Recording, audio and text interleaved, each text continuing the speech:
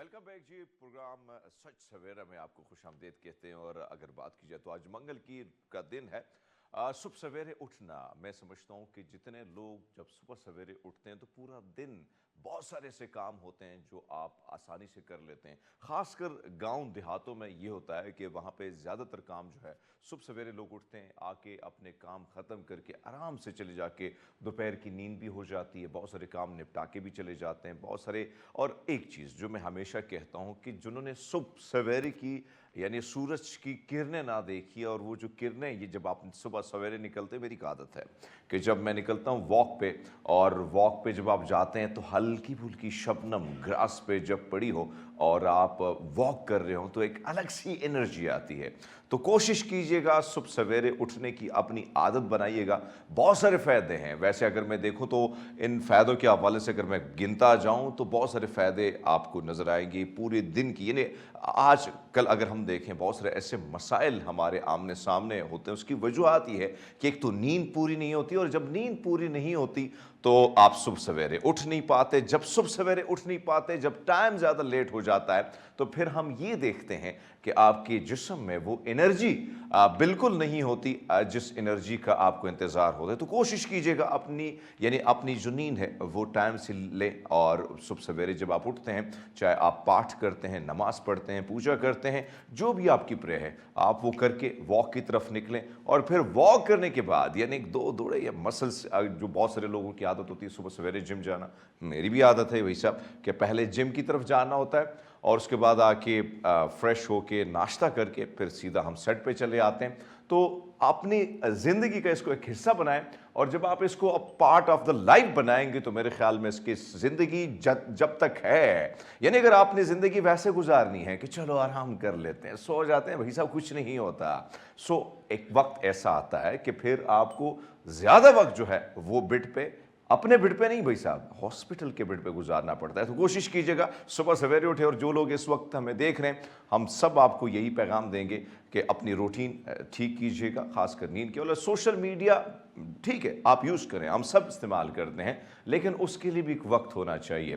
तो साथ साथ इस वक्त एक तो सुबह सवेरे मुझे तो ज़्यादातर मज़ा आता है ठंड में, यानी सर्दियों का मौसम हो, सुबह सवेरे उठना थोड़ा सा मुश्किल होता है, लेकिन आप उठ जाते हैं। अब इस वक्त अगर बात कीजिए गर्मियों के हवाले से, तो हम इस वक्त देख रहे हैं कि मौसम गर्मा जो है अपने अरूज पर है। और अगर आप सुबह सवेरे, तो मौसम यहाँ कदर बेहतर होता है इस्लामाबाद। उसकी वजह ये है कि मलिका कौसार यानी मरी जो है वो बिल्कुल हमारे पास है, और हमारे पास से ही इसका हमें फ़ायदा ये है कि ठंडी ठार हवाएं जो है वहाँ का रुख करती हैं, यानी इस्लामाबाद का रुख करती हैं, और कहीं ना कहीं पिंडी वालों को भी सुकून आ जाता है।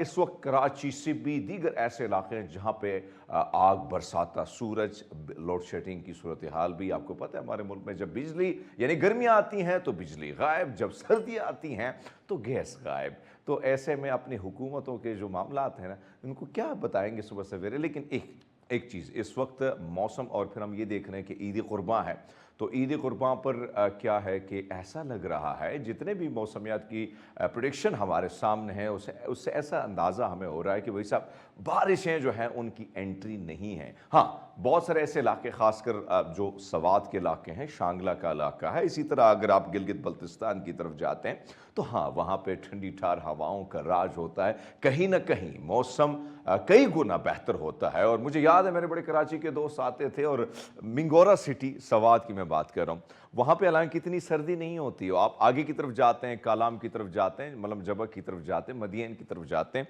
लेकिन जो मिंगोरा सिटी है वहाँ पर भी आकर उनको कहते थे कि भाई साहब बहुत ठंड लग रही है।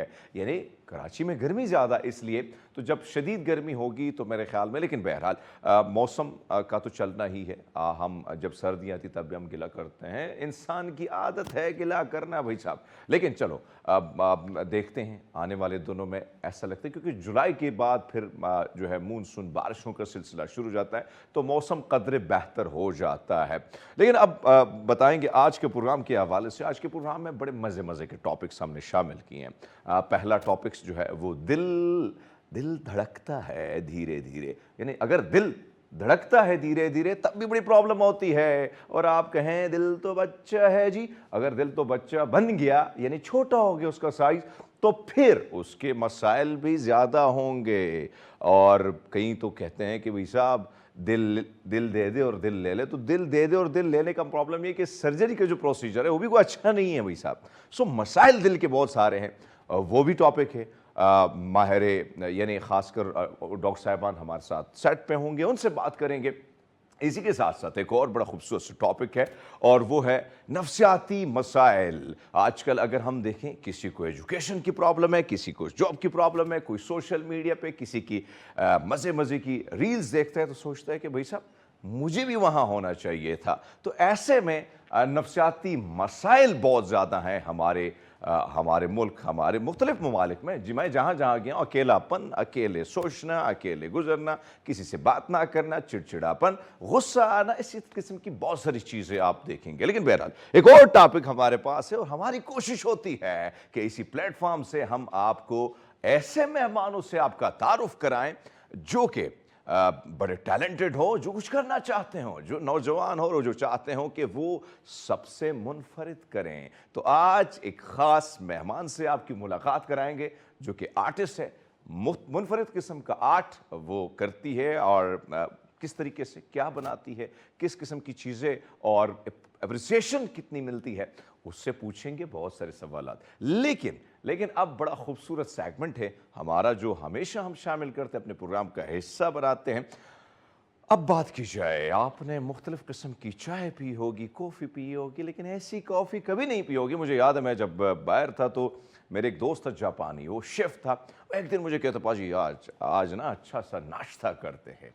और जब मैं किचन में गया और किचन में मैंने देखा कि कहीं पे साम पड़े हैं कटे हुए, कहीं पे फ़िश जो है, और हाँ मेरे सामने जब वो एक फ़िश, बिल्कुल ज़िंदा फ़िश उसको रखा गया, एक जो वहाँ पे मेज़बान थे और उस पे ऊपर मुख्तलिफ़ किस्म के जो है सलाद वग़ैरह छिड़के गए और मैं वहाँ पे देख रहा था कि पूरी ज़िंदा जो है। और हाँ एक और चीज़ जो मैंने देखी, वो बंदर सबसे ज़्यादा महंगा होता है बाहर दुनिया में, यानी ख़ासकर चाइना में। बंदर का जो फ्रेश दिमाग है, वो मशीन, 2 मशीनें होती हैं, वो आती हैं, एक खोपड़ी से पूरा दिमाग जो है निकाल के गरम गरम ऐसे से, और उस पर वो जो केचप वगैरह है, वो कुछ मुख्तलिफ सॉसेज होती हैं, वो लगा के फिर वो खाते हैं। तो भाई साहब ये चीज़ें देख के ना, हाँ अब मैं कह नहीं सकता हूँ आप शायद नाश्ता कर रहे होंगे, लेकिन ये कॉफ़ी बड़ी डिफरेंट है भाई साहब। कॉफ़ी कैसी है, वो ये है कि कॉफ़ी पीने के शौकीन बहुत है। मुझे भी पहले अच्छी नहीं लगती थी, बहुत अच्छी लगती है।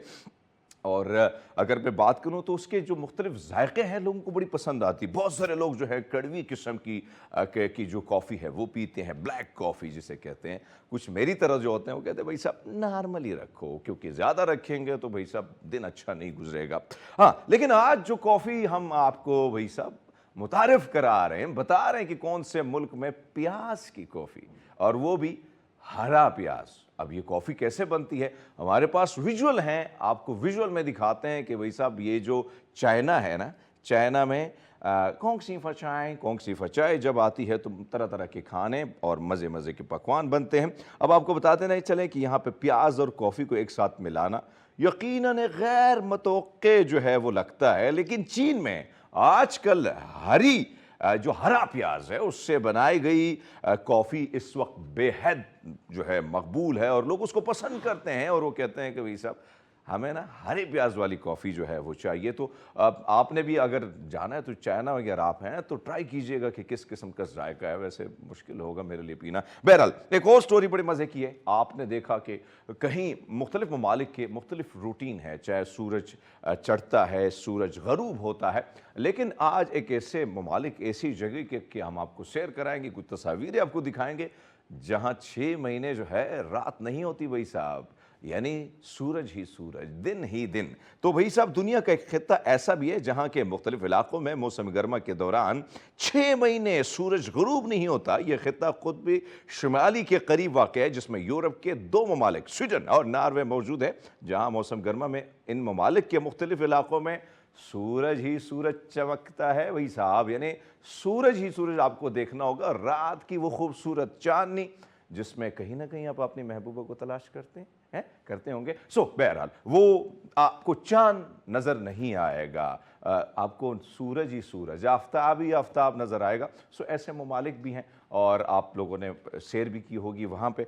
एक और आपने देखा होगा अक्सर माँ बाप जो हैं अपने बच्चों के साथ चले जाते हैं, और मुझे याद है कि मुख्तलिफ पार्क्स में, अब तो अनफॉर्चुनेटली पाकिस्तान में जितने भी बड़े बड़े पार्क्स है, इस्लामाबाद में जो था जिसमें कैवान था, बहुत सारे ऐसे जानवर रखे गए थे जो बच्चे जाके बड़े खुश होते थे कि हाथी मेरा साथी। लेकिन उन हाथियों को ऐसी ट्रीटमेंट हमने की कि बेचारों को या तो बीमार कर दिया, या जो है उनकी या वो डेथ के उस यानी पहुंचा दिया हमने, या यहाँ से हमने फिर शिफ्ट करना उनको पड़ा। लेकिन बहरहाल अक्सर ये ऐसा होता है कि बच्चों को नहीं पता होता है और अचानक किसी जानवर के वो पंजे में आ जाते, शिकंजे में आ जाते हैं। इसी तरह सफारी पार्क में ज़राफ़े ने क्या किया है, 2 साला बच्ची को दांतों से पकड़कर, ये विजुअल में आप देख सकेंगे, विजुअल लगा तो भाई साहब बच्चों का ख्याल रखें ज़रूर। अगर आपने सैर तफरी करनी होती है और आपने जाना होता है और आपने सोचना होता है कि हाँ बच्चों को कुछ दिखाना है, जानवर दिखाने मज़े मज़े के, तो फिर आपने बच्चों का अपना ख्याल ज़रूर रखना है, वरना ऐसा फिर हो सकता है कि भाई लेने के देने पड़ जाएं भाई साहब आपको। अच्छा, बात करेंगे इंतखाबात के हवाले से, वोट डालने के हवाले से। आप जब 8 फरवरी का यहाँ पे 8 फरवरी को हमने इलेक्शन देखा, तो मैं उस वक्त लाहौर में था और लाइव ट्रांसमिशन भी कर रहा था, पर ऐसे विजुअल मेरे सामने आए जहाँ पे मैंने देखा कि कोई बीमार है, कोई बेड पे पड़ा है, किसी को जो है यानी जिस तकलीफ में भी, पर उसने कहा कोई व्हीलचेयर पे जा रहा है, उसने कहा मैंने वोट कास्ट करना है। ये अलग बात थी कि फॉर्म 47 और फॉर्म 45 का मामला, लेकिन उसमें हम नहीं जाते हैं। अब बताते हैं आपको कि इंतखाबात में वोट डालने के लिए जो है एक शख्स क्या करते हैं, कैदी जो अपना हक अदा करते ही जेल से जो है वो भाई साहब फरार हो जाते हैं। पता नहीं कौन किसके साथ उसने मामला तय किए थे कि वो जेल से फरार हो गए, और उसकी ख्वाहिश थी जब मामला सामने आया, जो पब्लिक प्रोसिक्यूटर के दफ्तर ने जो वहाँ से खबर आई, उस खबर के मुताबिक इस शख्स को इब्तिदाई तौर पर मंशियात की स्मगलिंग के जुर्म में 3 साल और फिर यानी जाहिर बात है 3 साल की सजा हो गई थी, तो जेल में डाल दिया। अब इसने कहा कि भाई सब हक है मेरा वोट अदा करना, चाहे मैं जेल में क्यों ना हूं। दीजिएगा जब भी इलेक्शन होते हैं, आजकल इलेक्शन नहीं हो रहे हैं। सो बहरहाल दोस्तों, ये मज़े मज़े की स्टोरी थी। मुख्तलिफ ममालिक से जो हमारी जो टीम है, हमारी टीम का यानी आप कैमरे के सामने तो मुझे देखते हैं, लेकिन बिहाइंड द सीन एक बहुत बड़ी टीम होती है और बहुत बड़ा काम होता है। पूरे कैमरा के साथ साथ पूरी टीम बैठी थी, रिसर्च टीम बैठी थी, वो सारी चीज़ें निकालती है,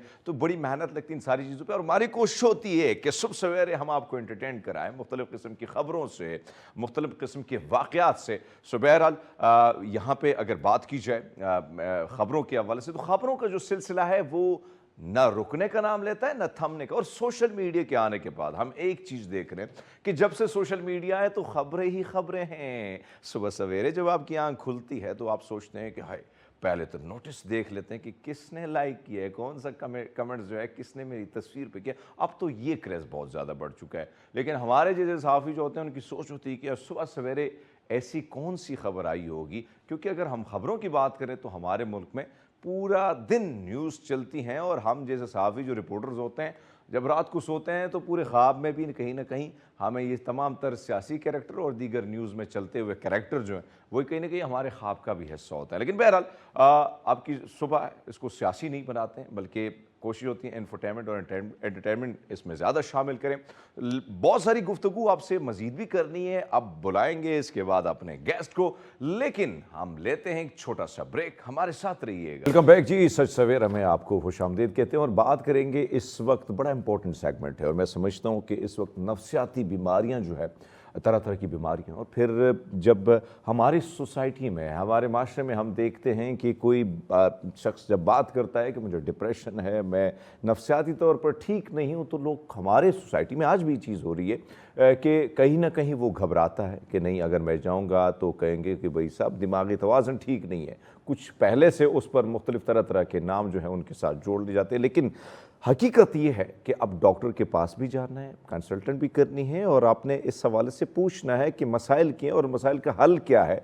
और अगर हम देखें मुख्तलिफ तरह तरह की जो मनफी सोच और वहम और मुख्तलिफ मराइल से जब आप गुजरते हैं तो ये सारी चीज़ें जो है नफ्सियाती बीमारियों में ही आ जाती है। और आजकल अगर हम देखें ख़ासकर ये जो नई पीढ़ी है, इस नई पीढ़ी में यानी नई नस्ल में ये चीज़ हमें अब ज़्यादा नज़र आती है।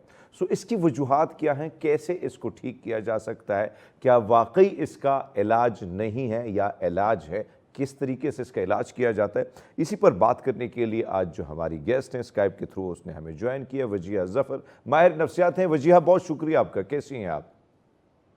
अस्सलाम वालेकुम, अल्हम्दुलिल्लाह। वालेकुम सलाम। वजीहा, एक और चीज़ जो इस वक्त हम देखते हैं, ख़ासकर मुख्तलिफ़ किस्म की सोचें आना, मनफी सोचें ज़्यादातर जो है, अकेला रहना, कहीं ना कहीं घबराहट का होना, कहीं ना कहीं कतराना, महफ़िलों में जाने से कतराते हैं कि भाई सब नहीं जाते हैं, थोड़ी सी घबराहट शुरू हो जाती। तो ये क्या वाकई ये अलामतें जो हैं किस चीज़ की हैं और क्या करना चाहिए अगर आपने कम से कम इसको ठीक करना है? अच्छा, मैं यहाँ एक-एक चीज़ ऐड करनी चाहूँगी वहम हम्म, से रिलेटेड। वहम हमारा ना सर्वाइवल मैकेनिज़्म की तरह होता है और ये ज़रूरी है हमारी लाइफ़ में वहम। हम्म, अगर वहम नहीं है तो उससे डेफ़िनेटली हमें बहुत सारे जो फ़ियर्स हैं, हम नेक्स्ट टाइम अलर्ट नहीं होते उनके हम्म, हवाले से, ठीक है?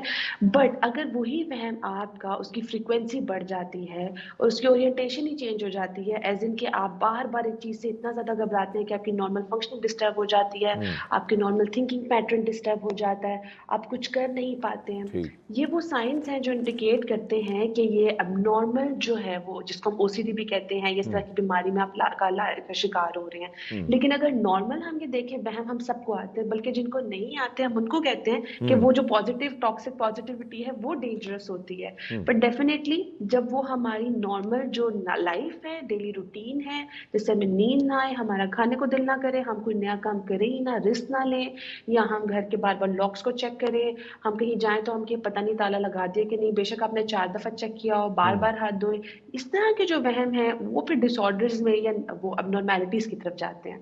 वजिया, एक और चीज़ जो इस वक्त हम देखते हैं, यानी मैं अपने घरों की बात करूं, मेरे नई जो नस्ल है, भतीजे हैं, भांजे हैं, कुछ चीज़ें जो हैं जो हमारी जनरेशन है उनमें और हम आज में थोड़ा सा डिफरेंट, थोड़ा सा फ़र्क नहीं बल्कि ज़्यादा फ़र्क हमें नज़र आता है। क्या आपको लगता है कि एक वक्त होता था कि महफ़िलें होती थी, आज भी जब गांव देहातों में हम जाते हैं, ईद की ईद जाते हैं तो वही दोस्तों के साथ इकट्ठ होता है, वही महफ़िलें जमती हैं, वही गपशप होती है। और कहीं ना कहीं आपको याद होगा कि घर के आंगन में आस पड़ोस की कोई ऐसी आंटी होती थी, ऐसी मासी होती थी जिसके पास पूरे मोहल्ले की खबरें होती थी, और कहीं ना गीबत का जो डिपार्टमेंट है वो भी जारी होता, कोई ना कोई शुगल होता रहता था। अब सूरत हाल काफ़ी मुख्तलिफ है, यानी लोग अकेलापन, यानी अकेला रहना, बच्चे तो किसी से बात ही ना करें, इसकी क्या वजूद है? क्या सोशल मीडिया का इम्पैक्ट इतना पड़ चुका है?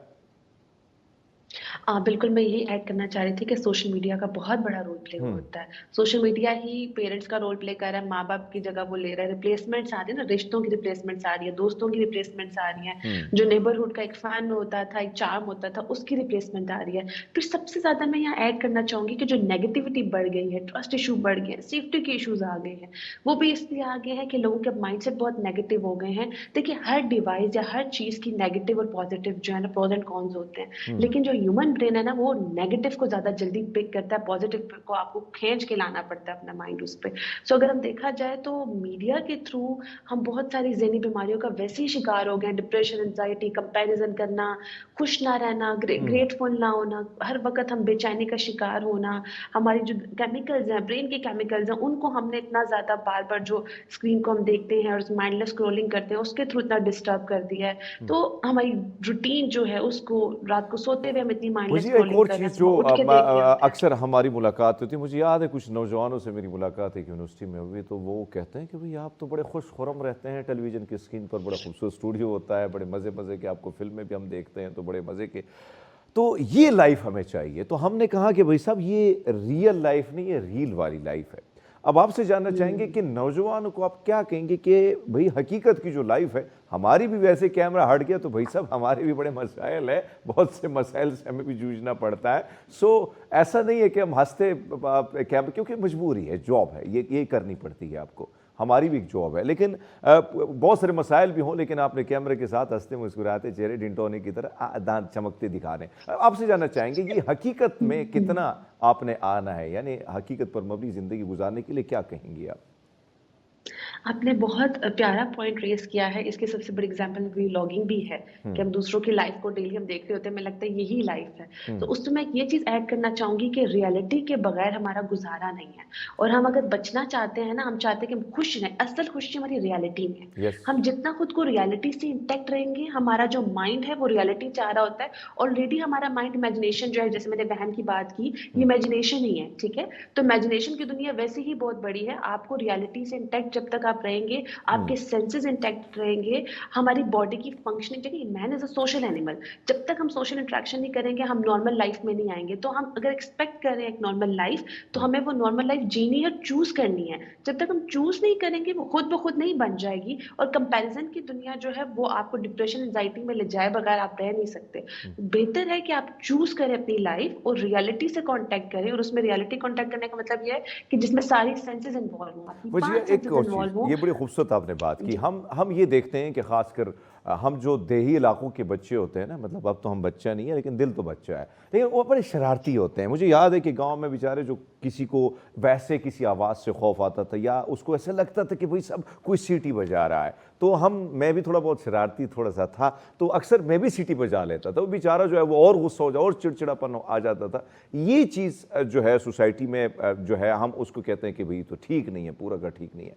क्या वजूहात होती कि इस किस्म की चीज़ें जो हैं वो बढ़ती हैं, और हमारी जो सोसाइटी है उसको मज़ीद बढ़ाने में उसका हाथ होता है? तो ऐसे में क्या वाकई इसका कोई ट्रीटमेंट है? ये जो खौफ आना, भाई पीछे से मुझे कोई मार रहा है, भाई साहब किसी ने सीटी बजाई, हालांकि कोई ना सीटी हाँ। बजाता है ना कोई थप्पड़ मार रहा है। हुँ। अच्छा, इससे मैं एक चीज़ ऐड करूँगी कि अगर ब अर्ली एज में खौफ़ आता है ना बच्चे को, तो वालिदैन का काम होता है इस खौफ़ को निकालें। लेकिन हमारे यहाँ बच्चे को या तो डाँट दिया जाता है, उसको कहते हैं तुम्हारा वहम है, उस चीज़ को डिनाई में डाल देते हैं, तो फिर वो माइंड की प्रोग्रामिंग अनकॉन्शियसली स्टार्ट हो जाती है। वो फिर अनकॉन्शियसली दिमाग के पीछे वाला हिस्सा उसको एक्सेप्ट करने लगता है, और उसको बैकग्राउंड प्ले कर देता है, ठीक है? वो प्ले उसका स्टार्ट हो जाता है।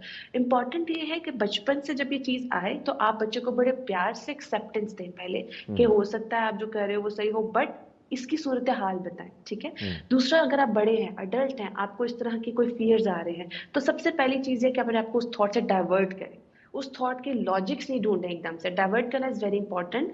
और डाइवर्ट करने से ये होगा कि आप किसी हेल्दी एक्टिविटी में खुद को डालें, ये नहीं कि स्क्रॉलिंग स्टार्ट कर दें गूगल पे, उस थॉट के जो है ना रिज़ल्ट कॉन्सिक्वेंसेस लें, ठीक है? क्योंकि उससे फिर ख्वाब भी आना शुरू हो जाते हैं इस तरह के। तो आप सबसे इंपॉर्टेंट चीज़ ये है कि आप अपने माइंड को, क्योंकि एक और चीज़ ऐड करूँगी, अगर तो आप वहम का शिकार हैं, तो आपको 2-3 चीज़ें करने की सख्त ज़रूरत है। एक तो ये कि आप अपनी डेली रूटीन को प्लान आउट करें।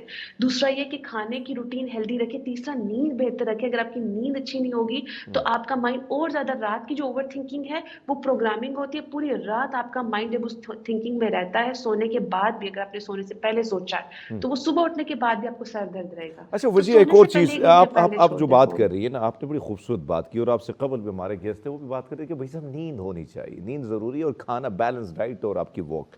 लेकिन एक और चीज़ जो सोशल मीडिया की जब हम बात करते हैं, यानी सुबह सवेरे मैं उठा, हाय रब्बा देखा मोबाइल, नोटिस आया भाई भाई ने कमेंट्स किए कि नहीं किए, तनकीद मेरी पोस्ट पे हुई या तारीफ हुई है, तो ये सुबह सवेरे यानी उठना हमने है, बेड पे पड़े सराहने के नीचे मोबाइल है, और पहला काम हमारा, पहले कुछ और उठते थे भाई साहब, पाठ करते थे, नमाज पढ़ते थे, सब कुछ, लेकिन आज सूरत हाल है कि सबसे पहली नज़र हमारी मोबाइल पे ही है। तो ये कितना असर पूरा दिन जो फिर हमारा गुजरता है, इस पर वो कितना असर पड़ता है इस चीज़ से? मैं इसको थोड़ा-सा साइकोलॉजिकली, जैसे आपने कहा कि पहले भी गेस्ट प्रोग्राम में थे, तो उन्होंने इसको ऑलरेडी एक्सप्लेन किया, तो मैं साइकोलॉजिकली एक्सप्लेन करना चाहूँगी यस कि यस। हमारे ब्रेन के कुछ नर्व्स होते हैं, जो कि मेमोरी बना रहे होते हैं, हमारी आदत को बना रहे होते हैं। अब हम जितनी दफ़ा सुबह उठ के फ़ोन उठाएँगे और जो चीज़ देखेंगे, हमारा माइंड वो प्रोग्रामिंग कर लेता है। यस। उसी प्रोग्रामिंग से हमारी बिहेवियर्स और थॉट्स बनते हैं, हमारे ख़्यालात बनते हैं। इट मीन्स कि हमने जो एक्शन किया, उसी ने हमारी पूरी प्रोग्रामिंग की। हम ये नहीं कह सकते कि आजकल दौर ही ऐसा है, हम ब्लेमिंग बहुत करते हैं ना, आजकल दौर ही ऐसा है, इस जनरेशन में है ही डिप्रेशन, ये चूज़ की हुई डिप्रेसिव चीज़ें हैं, अच्छा। ठीक है? हमारी आदत ने डिप्रेशन को, एंग्ज़ायटी को, और वह जो ओसीडी जैसी बीमारी है, उनको प्रोट्रैक्ट किया है।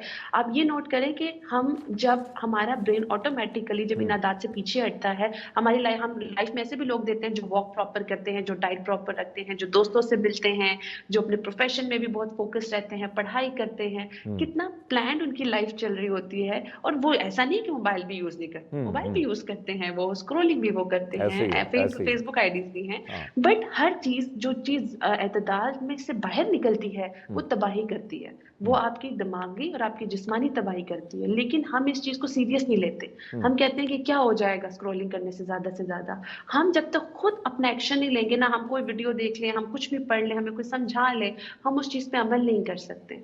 अच्छा वजह एक और चीज़ जो अब ख़ासकर डिप्रेशन की मैं बात करूँ, यानी आप डॉक्टर हैं, आपके मुझे पता है कि आपकी क्लिनिक के बाहर भी बड़ी एक लाइन लगी होती है, और मैं बहुत सारे दोस्त मेरे डॉक्टर हैं, जब भी वैसे गपशप के लिए आप बुलाते हैं कॉफ़ी पीने के लिए, तो मैं अक्सर जब पूछता हूँ तो मैंने ज़्यादातर जो है वो अब लोग देखते हैं कि जाते हैं ट्रीटमेंट के लिए, आप मुख्तलिफ डॉक्टरों के पास जाते हैं, करते हैं, बात करते हैं खुल के, लेकिन आज भी बहुत सारे इलाकों में इसको एक नहीं अच्छा नहीं देखा जाता कि भाई हाँ मैं कि दिमागी डॉक्टर के पास जाऊंगा, हालांकि उसको प्रॉब्लम होती है। इस चीज़ को कैसे हटाना चाहिए कि भाई साहब ट्रीटमेंट नहीं करेंगे तो भाई बेड़ा गर्क होगा, आपका मजीद दिमाग ख़राब होगा। सो इस चीज़ को कैसे ख़त्म किया जाए कि दिमागी डॉक्टर के पास मैं अगर जाऊँ तो?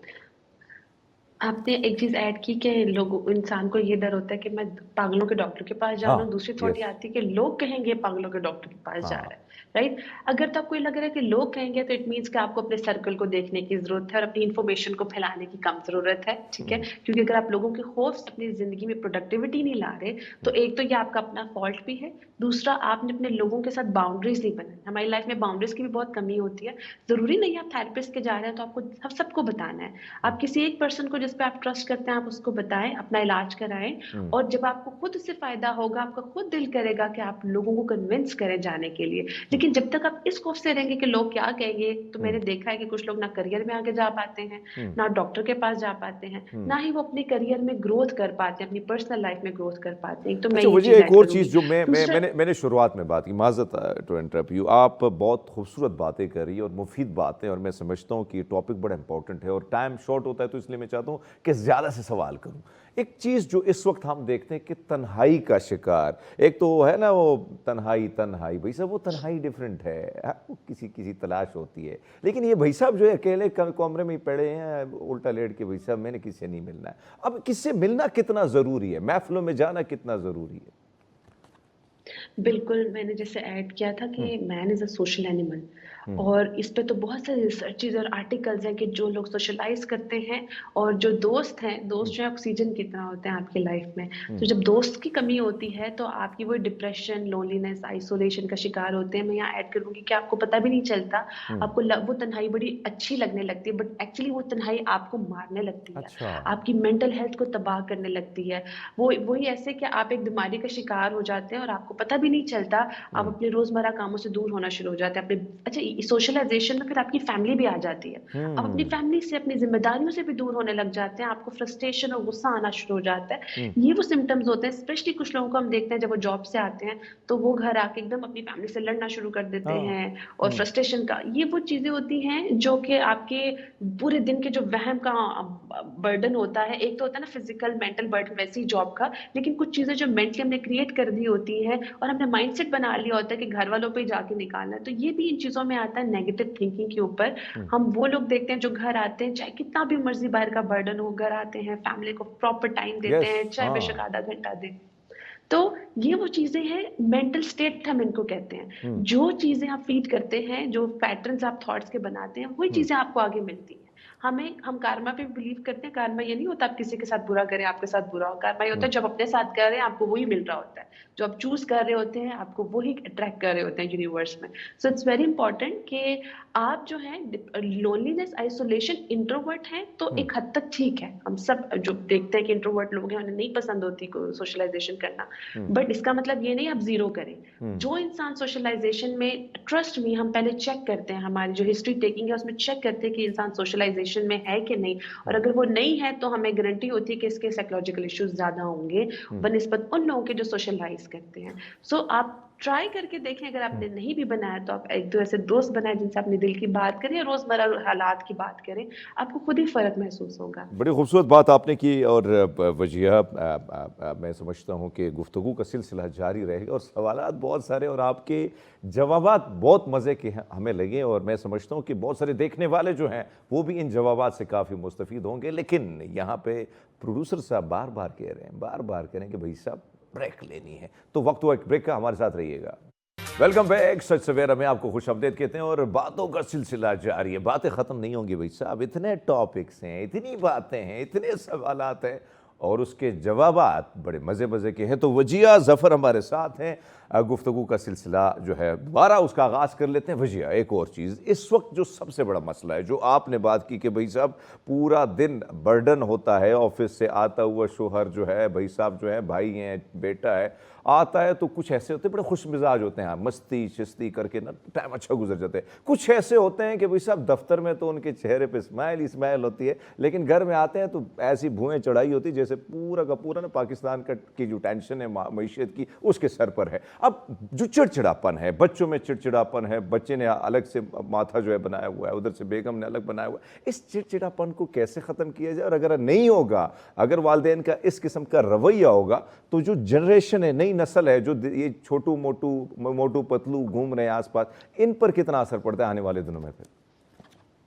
मैं यहाँ ऐड करना चाहूंगी कि पेरेंट्स की जिम्मेदारी होती है घर का माहौल बनाना, बच्चे की अच्छा। जिम्मेदारी नहीं है। बच्चा तो वो तो आप रोल मॉडल है, आपको देख रहा है। आप माथे पे बल चढ़ा के घर आएंगे तो मेरे पास इस तरह का भी केस है जिसमें एक क्लाइंट ने रिपोर्ट किया कि जैसे ही फादर का बिहेवियर होता है वैसे ही मेरे बेटे ने बिहेवियर करना शुरू कर दिया। मतलब अच्छा। जैसे फादर अपनी वाइफ को ट्रीट कर रहे हैं वैसे ही बेटा या बेटी भी अपनी मदर को ट्रीट करने लग गए हैं।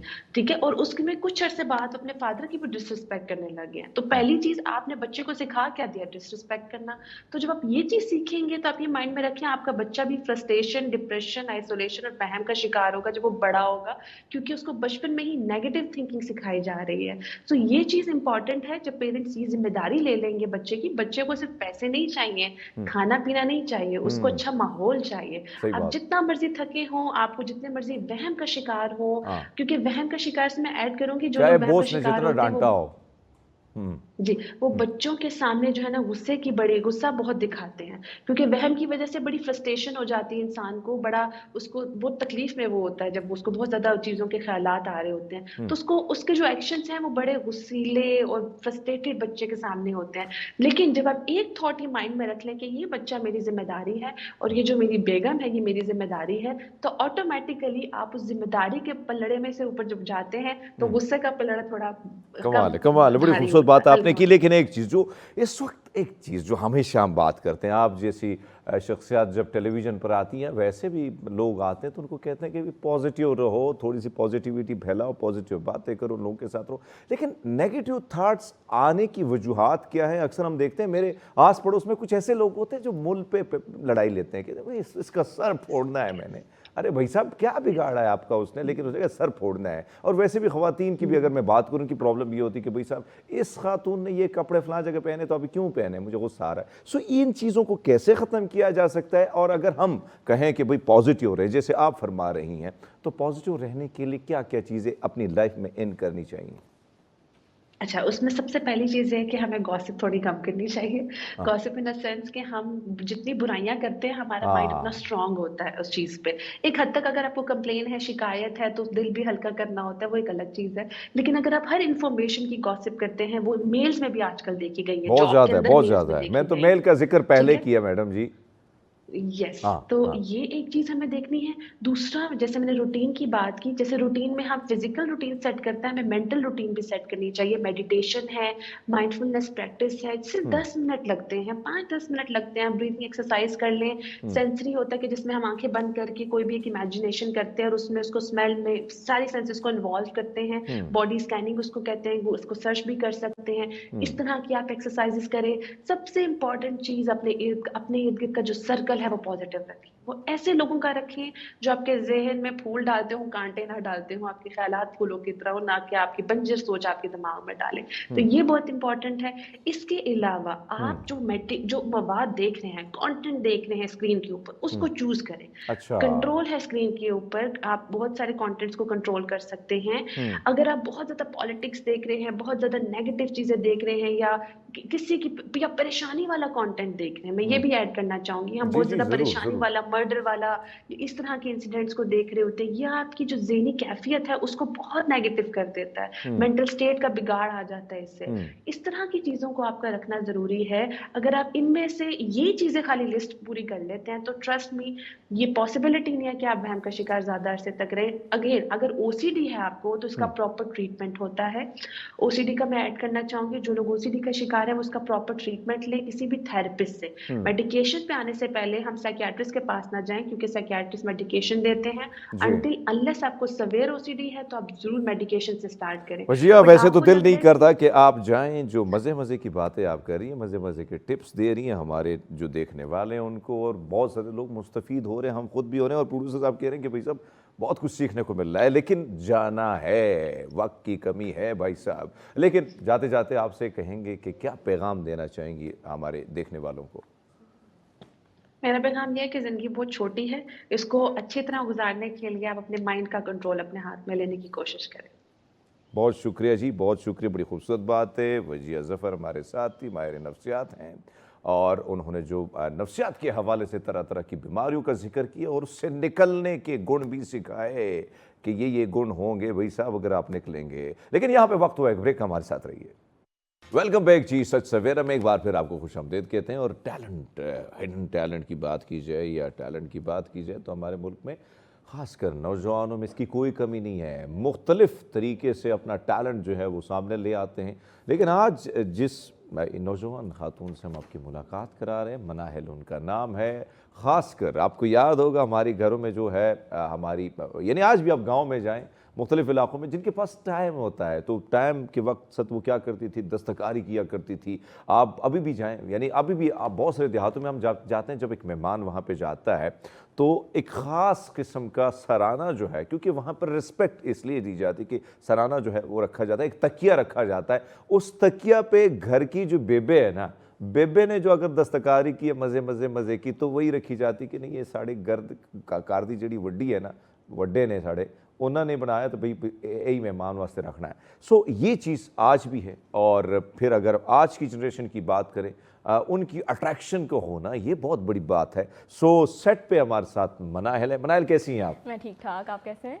मैं बिल्कुल ठीक हूँ मनाहिल। मैं तो चाहता हूँ कि सबसे पहले, क्योंकि आप जो काम कर रही हैं बड़ा मुनफरिद कर रही हैं, बड़ा खूबसूरत कर रही हैं, और कहीं ना कहीं हमें आप माजी की याद जो है वो दोबारा ताज़ा कर रही हैं। सो आपसे जानना चाहेंगे कि ताल्लुक़ कौन सी जगह से है, कहाँ पढ़ाई कर रही हो, और ये जो शौक़ था दस्तकारी का, यानी ये जो टैलेंट है, ये कहाँ से आया? कि घर में कोई दादी अम्मा ने तो नहीं सिखाया पुत्र इस तरह करने, इस तरह करने? नहीं, एक्चुअली मैं इस्लामाबाद से हूँ और अच्छा। मैं बहरिया यूनिवर्सिटी से पढ़ रही हूँ अकाउंटिंग एंड फाइनेंस। अच्छा, मैं गुड। 6th सेमेस्टर में हूँ। अच्छा। 1 साल रह गया है। अच्छा। तो ये बेसिकली मैंने स्टार्ट किया था अपने फर्स्ट सेमेस्टर में, हमें प्रोजेक्ट मिला था।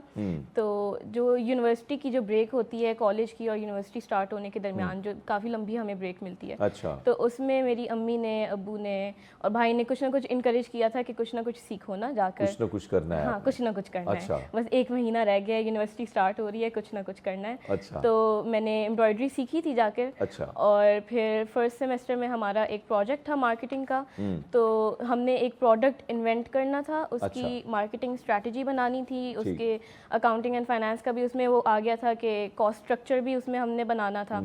तो मैंने प्रोडक्ट बनाया, मैंने अपने ग्रुप मेंबर्स को बोला, ये प्रोडक्ट बनाया? जी, मैंने ये अच्छा। प्रोडक्ट बनाया। लेकिन एक और चीज़, जाहिर बात है, मैं बात इसलिए कर रहा हूँ कि ये थोड़ा सा मुश्किल भी है और मुख्तलिफ भी है। फिर मैं आपकी, यानी आप यंग हैं माशाल्लाह, आप छोटी सी उम्र है, मैं माजी में इसलिए जाता रहता हूँ कि मैंने माजी में बड़ी चीज़ें बड़ी करीब से देखी हैं। और अभी भी मैं गया था बलूचिस्तान, फिर वहाँ से सिंध के कुछ इलाकों में गया, तो आज भी दस्तकारी के हवाले से ख़वातीन में बड़ा टैलेंट पाया जाता है। अभी कैमरे पे जो हम आपको दिखा रहे हैं, ये मनाहिल के हाथों का कमाल है और इस पर बड़ी मेहनत लगती है। बड़ी खूबसूरत तरीके से इन्होंने जिस तरीके से ये दस्तकारी की है। तो इसके लिए क्या कि दिमाग में कुछ था, या बचपन में मैंने जो बात की कि दादी अम्मा किसी को देखा था कि वो ऐसे नहीं नहीं, एक्चुअली मेरी दादी नानी दोनों बहुत टैलेंटेड थी इसके मामले में। अच्छा। बट मैंने मेरा शौक नहीं था ये करना, लेकिन मेरी ऑब्वियसली अम्मी ने इनकरेज किया कि दोस्तों के साथ जाओ, एक ट्रेनिंग, एक बेसिक सीख लो ना।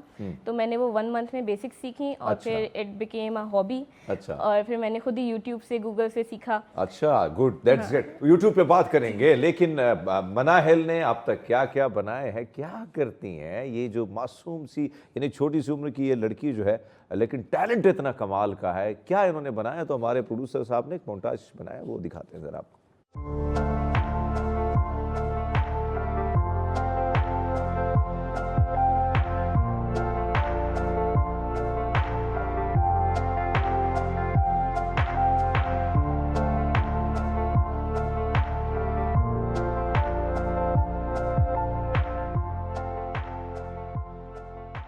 वाओ, जस्ट अमेजिंग, इतनी खूबसूरत। यानी मैं समझता हूँ कि ज़बरदस्त तरीके से इन्होंने जो काम किया है उसको जितना भी अप्रिशिएट किया जाए कम है।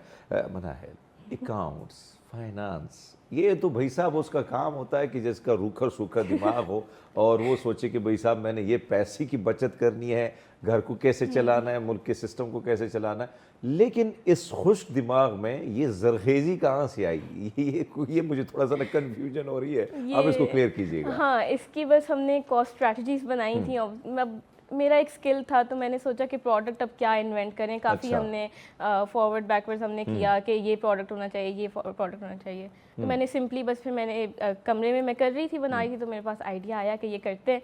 और फिर इसके ऊपर कॉस्ट स्ट्रेटजीज व अकाउंटिंग एंड फाइनेंस वाला भी एक एस्पेक्ट आ गया कि आपने कॉस्ट अपने करनी है और आपने किस तरह मैनेज करना है, मार्केटिंग किस तरह करनी है। अच्छा, तो एक चीज़ जो यानी जारी बात है, पहली बार आपने कुछ बनाया होगा, तो जब वो बनाया तो पहले घर वालों को दिखाया, यूनिवर्सिटी लेके गई कि ये प्रोजेक्ट है मेरा? नहीं, मैंने पहले घर वालों को दिखाया कि यहाँ से पास हो। तो वहाँ से क्या रिस्पॉन्स आया? वहाँ से बहुत अच्छा, अल्हम्दुलिल्लाह। मेरे भाई, अम्मी, अब्बू तीनों ने मुझे बहुत सपोर्ट किया।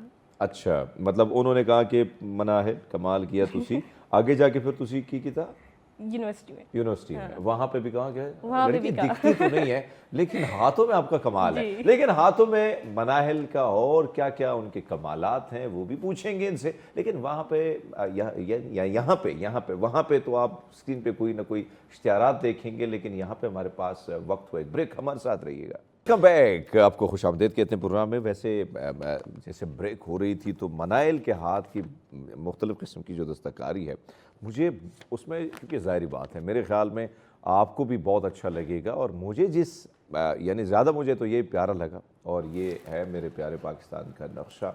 तो मैंने कहा यार मैं हाथ में इसको पकड़ लेता हूँ और इसको कोशिश करते हैं कि भाई साहब थोड़ा सा जूम कीजिएगा, दिखा दीजिएगा तो इस पर कितनी मेहनत दरकार होती है, कितना टाइम लगता है। ये देखिएगा ज़रा, बड़ा खूबसूरत सा ये नक्शा है पाकिस्तान का, और मेरी दस्तार के साथ भी कहीं ना कहीं मैच कर रहा है। अब मनाहिल, आपने बहुत मज़े मज़े की चीज़ें जो है बनाई हैं, आपसे जानना चाहेंगे इस पर वैसे कितना टाइम लगता है? आपका टाइम कितना? डिपेंड करता है डिज़ाइन के ऊपर, लेकिन यूजुअली 2-3 घंटे लग जाते हैं। लेकिन जो ज़्यादा डिटेल वाले हैं, जैसे ट्री वाला पीछे लगा हुआ है, ये दिखा दें ज़रा प्रोड्यूसर साहब, ये दिखा दें। अच्छा, इस पे कितना टाइम लगा होगा? इसमें 2-3 दिन लगते हैं। अच्छा, 2-3 दिन, क्योंकि वो फ्रेंच नोट होती है ना, एक एक करके आप कर रहे होते हैं, तो वो काफ़ी डिटेल्ड होता है। अच्छा, एक और चीज़, ये जो ये अल्लामा इकबाल साहब की जो है ये तस्वीर भी बनाई है, और साथ में बड़ा मज़े का शेर जो है, पाजी अगर आप जूम कर दें, मुझे थोड़ा सा नज़र नहीं आ रहा शेर, इस पे लिखा क्या है आपने? वैसे इस पे मैंने लिखा है, तू शाहीन है, परवाज है काम तेरा, वाह वाह, तेरे सामने आसमां और भी है। कमाल है, कमाल है जी, कमाल है जी। ये जो हमारी यंग जनरेशन है ना, ये काफ़ी मोटिवेटेड है, और जब इस किस्म की शायरी आती है तो उससे सीखने का भी बहुत, मुझे मोटिवेट भी बंदा होता है। अब आपसे जानना चाहेंगे, क्योंकि आपने इतनी खूबसूरत दस्तकारी की है, इतनी मज़े मज़े की दस्तकारी की है, जब आर्टिस्ट की बात आती है तो आर्टिस्ट बेचारा गिला करता है, शिकवा करता है कि फाइनेंस के प्रॉब्लम है, सपोर्ट उस तरह नहीं है। आप जो कर रही हैं, कितना सपोर्ट, फैमिली सपोर्ट तो करेगी, ऑफ कोर्स करेगी, लेकिन आप अगर यानी आपको जो सुन रहे हैं, देख रहे हैं हुकूमती सतह पर, अगर ये काम अगर हम इंटरनेशनली बैनुल-अक़वामी सतह पर करें तो कितनी इस मार्केट को बूस्टअप मिल सकता है, कितना फ़ायदा इस मुल्क को हो सकता है, और आप जैसे आर्टिस्ट जो है पाकिस्तान का नाम बैनुल-अक़वामी सतह पर रोशन कर सकते हैं। इंटरनेशनली तो इस काम की बहुत वैल्यू है। आप जो भी चीज़ आप हाथ से करते हैं तो इंटरनेशनल आप देखें बहुत वो वैल्यू रखते हैं और वो कुछ भी आपको पे करने को तैयार हो जाते हैं। लेकिन अनफॉर्चुनेटली पाकिस्तान में ये है कि इतनी वैल्यू नहीं है। कुछ लोग कहते हैं कि हम भी कर सकते हैं ये काम, तो इसमें कौन सी साइंस है। तो आई थिंक अगर बूस्ट मिले तो इंटरनेशनली बहुत अच्छा मैं अभी गया था, मैं मार्केट में गया, मेरे साथ कुछ ख़वातीन भी थी, तो मैंने एक दोस्त के लिए गिफ्ट लाना था, तो मैंने पूछा कि जो आपने दस्तकारी वाला सूट पहना इसकी क्या कीमत होगी, तो उसने कहा ये तो बलोच जो सूट हैं वो बहुत महंगे, वो कह रहे कि 40,000 से स्टार्ट होता है। सो आपसे जानना चाहेंगे, आप जो दस्तकारी करते हैं, इसका जो धागा है, फिर हाथ से बनाई चीज़ें कितनी महंगी होती हैं, और अगर आपने जो बनाई, क्या इसकी डिमांड आपसे होती है, कहीं ऑर्डर मिलते हैं आपको? हाँ, ऑर्डर ज़रूर मिलते हैं। मेरा इंस्टाग्राम पेज मैं चला रही हूँ, सोशल मीडिया पे मैं पोस्ट करती हूँ। हाँ, सोशल मीडिया मार्केटिंग करती हूँ, तो उससे ऑब्वियसली ऑर्डर भी मिलते हैं। अच्छा। और मेरी जो प्राइस रेंज है वो बिल्कुल मिनिमल है, 1000 to 3000 की रेंज में। अच्छा, मतलब नॉर्मल रेंज में, ज़्यादा नहीं है। अच्छा, एक और चीज़, ये जो सोशल मीडिया आया है, इसने आर्टिस्ट यानी बहुत से लोगों को सपोर्ट दिया। मेरे जैसा बंदा जो बहुत दूर एक गांव, छोटे से देहाती इलाके से ताल्लुक़ है, वहाँ से सोशल मीडिया से लिखता हुआ टेलीविज़न की स्क्रीन पर पहुँचा। आप जैसी नौजवान जो है अगर स्क्रीन पर पहुँची तो उसकी वजह ये कि सोशल मीडिया है। कितना बूस्टअप मिलता है, और खासकर ओवरसीज पाकिस्तानी जो है, क्या उनका कांटेक्ट होता है आपसे? ज़रूर होता है। Social media I think it's best platform for artist. आप अपना शोकेस कर सकते हैं आर्ट को, और आपको डिफरेंट कंट्री से, इंडिया से भी, अमेरिका से भी सब रीच आउट करते हैं, कमेंट करते हैं, और वो कनेक्ट हो जाते हैं आप एकदम से हर किसी के साथ। एक ग्लोबल विलेज बन चुका है। लेकिन मनाहिल, आपके इर्द गिर्द बड़े खूबसूरत किस्म की जो है आपने कुछ बनाया, मैं चाहता हूँ कि इसको एक्सप्लेन भी कीजिएगा। ये बनाया क्या, ये क्या लिखा है आपने? अच्छा, ये तो मैंने खुद बनाया था, कैलीग्राफी की थी मैंने। पेंट किया था, और इसके नीचे मैंने इसका मतलब एम्ब्रॉयडरी से किया है। अच्छा। बाकी ये जो है आपने कोई प्लांट, मेरे ख्याल में कोई पैगाम दिया है नीचे जो है। ये एब्स्ट्रैक्ट फोकस कीजिएगा जनाब अली प्रोड्यूसर साहब। ये एब्स्ट्रैक्ट आर्ट है। मेरी दोस्त एक है, पेंटिंग करती है वो। अच्छा। तो उसके साथ मैंने कोलैब किया था, उसने ये पेंट की थी, और ये मैंने एम्ब्रॉयडरी से एक एब्स्ट्रैक्ट बनाया था इसका। वाह, तो ये इस मेरे ख्याल में इसका पैगाम भी कुछ प्लांटेशन के हवाले से शायद ऐसा लग रहा है मुझे। तो ये अच्छा, एक और चीज़ जो मैं आपसे जानना चाहता हूँ कि ये नहीं, ज़ाहिर बात है कि आप फनपारों की मार्केटिंग भी कर रही हैं, तो कोई जो इवेंट होता है कभी किसी ने, क्योंकि यहाँ पे एक और चीज़ माज़रत के साथ, क्योंकि बहुत सारे आर्टिस्ट मेरे शोज़ में आते हैं मुख्तलिफ प्लेटफॉर्म पर, वो गिला शिकवा ये करते हैं कि भाई साहब सिफारशी कल्चर बहुत यहाँ पे है। अगर किसी की सिफारिश है तो उसको कहीं ना कहीं किसी सेमिनार में, कई बड़े इवेंट में बुला ही लेते हैं।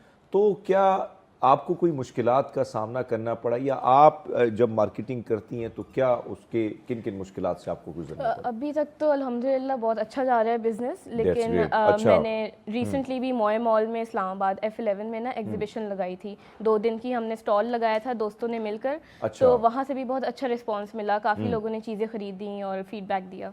मतलब फीडबैक बहुत पॉजिटिव है। और आपको लगता है कि अब एक और चीज़, दुनिया जैसे बदल रही है तो पाकिस्तान में सोच काफ़ी बदल रही है। मतलब मुझे याद है कि कुछ चीज़ें गायब हो गई थी। अब आप घरों में जाएंगी ना, यानी जो बड़े बड़े बंगलोज बने हुए हैं, आप जहाँ से आई हैं वहाँ पे आप देखते हैं कि बड़े मज़े की हाथ से बनी चीज़ों का ख्याल, मिट्टी के बर्तन। हाँ, अम्मा जब कढ़ाई में बनाती थी वो वो देसी कड़ी बनाती थी बड़े मज़े की, या दाल बनती थी, वो बनती थी हमारे मिट्टी के बर्तनों में, उसका स्वाद बड़ा टेस्टी होता था। वही चीज़ दोबारा आ रही है। तो ये इस वक्त इस्लामाबाद में या पाकिस्तान की बहुत सारी नौजवान लड़कियां जो हैं आपको देखती हैं, अभी भी बहुत सारी देख रही होंगी, तो क्या कोई कांटेक्ट करता है कि मनाहिल यार हमें भी थोड़ा बहुत कुछ सिखा दे, तो सिखाने की कोई फीस वगैरह लेती है, या वैसे कहती चलो पुत्र कोई ना? अभी तक तो मैंने सिखाने का कुछ स्टार्ट नहीं किया। इंशाल्लाह मैं अभी वेकेशन जब आएंगी, यूनिवर्सिटी की समर ब्रेक होगी, उसमें मैं सोच रही हूँ कि जो लड़कियाँ होती हैं, जैसे कुरान सेंटर हो गया, उधर जो समर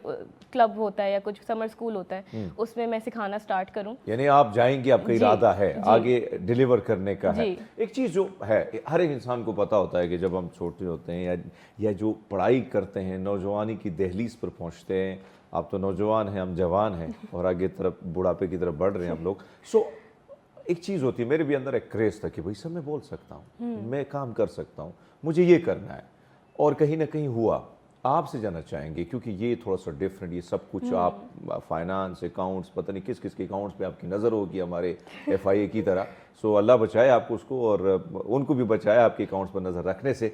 लेकिन आपकी क्या ये सोच बचपन से ही थी, या वैसे कुछ था कि जब छोटी थी, आपके अब्बा भी हमारे साथ स्टूडियो में है लेकिन वो बाहर बैठे हो, तो यानी ये बचपन से कुछ ना ऐसी दस्तकारियाँ करती थी कि? नहीं, बचपन से मैंने स्टार्ट नहीं किया, मैंने अभी 2021 में ही अभी स्टार्ट किया। हाँ, यानी अभी शौक start ये किया। मतलब ये कुछ पता नहीं चला और अचानक आया और आपने शुरू किया। वो कमाल है भाई, ये कोई ये तो पहली मैं देख रहा हूँ कि मनाइल आपने, यानी आए और आपने कहा कि भाई कर लेते हैं। हाँ। अच्छा, और आके फिर आप छा गई हैं। अभी आपसे जानना चाहेंगे, जाहिर बात है कि आगे लाइफ में कुछ करना होता है। अब जो आर्टिस्ट होता है बेचारा, यानी चाहे वो टेलीविज़न की स्क्रीन से मुंसलिक आर्टिस्ट है, फिल्म के साथ ड्रामा, उस बेचारे को जब काम नहीं मिलता तो जो डेली पेमेंट मिलती है तो खा पीने में ख़त्म हो जाती है। आपसे जानना चाहेंगे कि जो काम आप कर रही हैं, क्या इसके साथ साथ मज़ीद कुछ और काम की तरफ भी आपका ध्यान है कि हाँ ये पार्ट टाइम रहे या फुल टाइम ये रहे, मैं इससे आगे जाके अपना जो लाइफ स्टाइल है या कहीं ना कहीं फाइनेंशियली अपने आप को स्ट्रॉन्ग बना सकती हैं? हाँ, अभी तो मेरा इरादा यही है कि ये साइड बिजनेस ही रहे तो बेहतर है, क्योंकि मेरी साथ साथ स्टडीज़ भी हैं, यूनिवर्सिटी के साथ काफ़ी टफ हो जाता है मैनेज करना।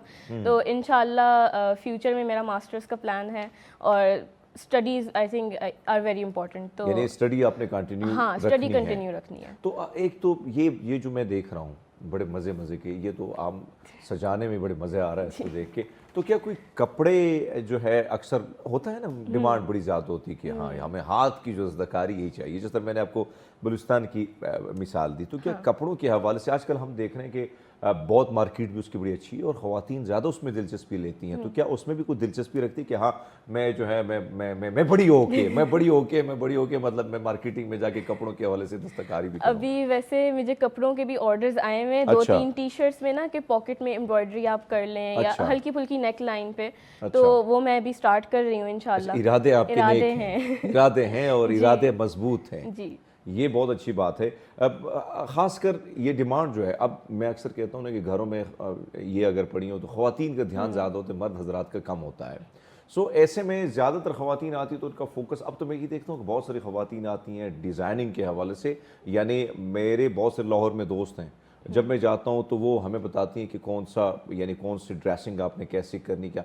तो क्या ख़वातीन के साथ साथ या मर्दों के हवाले से, क्योंकि अब दस्तकारी के हवाले से बड़े मज़े के लड़कों की भी कुर्ते आए होते हैं, अब ईद आ रही है, जैसे ईद आती है तो फिर हमारे जो ये प्रोड्यूसर साहब हैं यासिर, ये भाग के मार्केट में देखते हैं कोई अच्छे से ना कुर्ता डिफरेंट सा, तो इसकी तरफ ये ऐसे सोच है कि मर्दों के लिए भी कुछ किया जाए। मर्दों के लिए ये मैंने भी एम्ब्रॉयडरी जो हुप्स मैं करती हूँ वो दोनों जेंडर्स के लिए हैं, कोई स्पेसिफिक नहीं है। जैसे मैंने अल्लामा इकबाल का बनाया हुआ है तो ये लड़के भी अपने कमरे में लगा सकते हैं, तो इतना कोई इशू नहीं है। और ऑब्वियसली ऑफ कोर्स मैं उसमें भी एम्ब्रॉयडरी कर सकती हूँ, इसमें कोई इशू नहीं है। मैं मतलब फ्रेम यहाँ पे बैकग्राउंड में मेरे स्टूडियो में जो आपने बनाया, जो आपके हाथ से बना, मैं उसकी तारीफ करते थक जाऊंगा, इतनी तारीफ करूंगा शायद फिर भारी पड़ जाएगी। लेकिन ये जो लिखा है आपने अरबी में, बड़े खूबसूरत किस्म के कलमात हैं, मुझे नहीं आते हैं, ऐसा ना हो कि मैं हलवा, जिस तरह हुआ था ना हलवा, जी। और वो उन्होंने जो है इधर फिर आपको पता है कि हो जाता है। अच्छा, एक और चीज़ बड़ी मज़ा की, मैं चाहता हूँ कि आपसे ये जान लूँ कि ये क्या लिखा है और ये आपने ही लिखा है और इसकी मीनिंग क्या है? ये मैंने कैलीग्राफी की है, मैंने लिखा है इन्ना मअल उसरी युस्रो। इसका मतलब ये होता है verily with every hardship comes ease, तो मतलब हर मुश्किलात के साथ आसानी भी है। वाओ। तो ये मैंने कैलीग्राफी भी सीखी थी अपनी अम्मी के साथ एक स्कूल में जाके, तो मैंने कैलीग्राफी की थी। लेकिन अब ये अरबिक है? हाँ जी अरबिक है जी। अच्छा, ये भी बताना जरूरी होता है कि ये अरबी जो है ज़बान है, उसमें मुख्तलिफ किस्म की जो है बातें भी होती हैं। अब मैं जो बात कर रहा था ना कि हमारी एक रिश्तेदार थी, अब जो हमारी जो गुरु ग्रंथ साहिब है, होली बुक है हमारी, वो लिखी है गुरमुखी में, पंजाबी में। अब वो पंजाबी जो है वो लगती ऐसी कि वो हिंदी है। अब वो गई दिल्ली, तो दिल्ली में अमिताभ बच्चन का पोस्टर लगा था, उस पर हिंदी लिखी थी, तो इसने माथा टेकना शुरू किया, हाय बाबा जी के ना, मतलब इधर भी कलमात लिखे हुए। तो ये चीज़ हम में है, लेकिन आपने जो मैसेज इसमें कन्वे किया है बड़ा खूबसूरत है, जिस पे आपने बड़ी मेहनत की है। ये अच्छा, एक और चीज़ जो मैं आपसे जानना चाहता हूँ, एक तरफ तो हम इसको देखते हैं, ये थोड़ा सा मुख्तलिफ है, कौन सा आर्ट इसमें ज़्यादा आपको आसान लगता है कि हाँ मैं वो करूँ? तो वो आसान भी और उसकी मार्केटिंग भी जल्दी होनी, क्या है वो उसकी तरफ जाएं या इसकी तरफ जाएं, कौन सी तरफ आपका ध्यान ज़्यादा होता है? आई थिंक एम्ब्रॉयडरी की तरफ मेरा ज़्यादा फोकस है, क्योंकि अच्छा। कैलीग्राफी मैंने बस ज़रा सी सीखी थी और फिर मैंने मतलब वो रोक दी थी। ये तो मैं अच्छा। करती रहती हूँ ना, तो वो अच्छा। प्रैक्टिस सी बन गई है। अच्छा। कैलीग्राफी मैं कर लूँ, लेकिन उसमें वो पेंट ब्लेंड करना और वो उसमें काफ़ी मुझे वो थोड़ा मुश्किल सा लगती मुश्किल है। होगा आपके लिए। ऑब्वियसली कुछ लोगों को वो आसान लगता है, एम्ब्रॉयडरी मुश्किल लगती है, लेकिन मेरे ख्याल से एम्ब्रॉयडरी में अच्छा। मेरा वो है। हम देखते थे ना, मुझे याद है मेरी बड़ी बहनें और या आस पड़ोस की, क्योंकि ये हमारा ना मुल्क बड़ा खूबसूरत है। हमारे मुल्क में अगर आप देखें लोगों के एक दूसरे के साथ जुड़े हुए हैं, कोई ना कोई रिश्ता निकल आता है। और हम जो है ना, चाहे हमारे पश्तून है, सिंधी, बलोच या हमारे पंजाबी, रिश्ते हम निकाल लेते हैं कि फलाने का पुत्र है मेरा रिश्तेदार है। माजी में बहुत होता था ये चीज़ें। करते करते दस्तकारी करते करते लड़कियां बैठी होती थी, महफिलें होती थी, मतलब कोई डिपार्टमेंट होता था इसका।